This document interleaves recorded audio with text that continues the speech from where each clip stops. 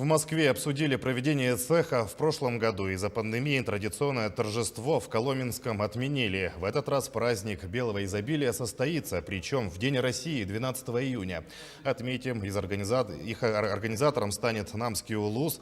Планируется масштабная культурная программа с участием артистов из Якутии. Пройдут спортивный турнир, творческие конкурсы, мастер-классы от ремесленников, дегустация национальных блюд, кинопоказы якутских фильмов. ИСЭХ в Коломенском в 2021 году будет проходить под знаком Года здоровья Республики Саха-Якутия. Мы не забудем знаковый праздник столетия якутского комсомола. Многие активности на площадках нашего ИСЭХа в Коломенском будут учитывать эти моменты. Например, мы собираемся проводить программу «Папа, мама, я, здоровая семья». Мы постараемся в активностях, связанных со сценой, с концертными номерами, с постановками фрагментов спектаклей, отразить комсомольское прошлое Якутии.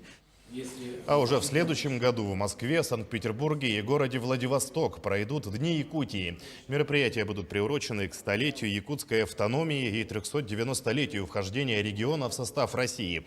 Во время Дней Якутии пройдут выставки, где можно познакомиться с историей, культурой и традициями народов республики, а также узнать о новейших инновационных проектах. Мамонтовая фауна, экспозиция сделана в Якутии, фэшн-шоу, фестивали кино. Список культурной части весьма внушительный. Большой блок мероприятий также уделен и деловой части. Проведут подписание соглашения о сотрудничестве, состоятся круглые столы и обсуждение инвестиционного потенциала республики.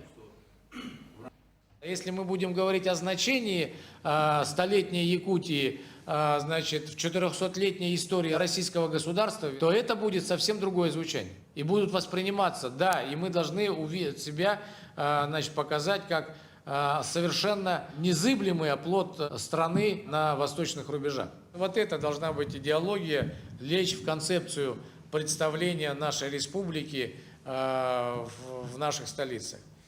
Мы следим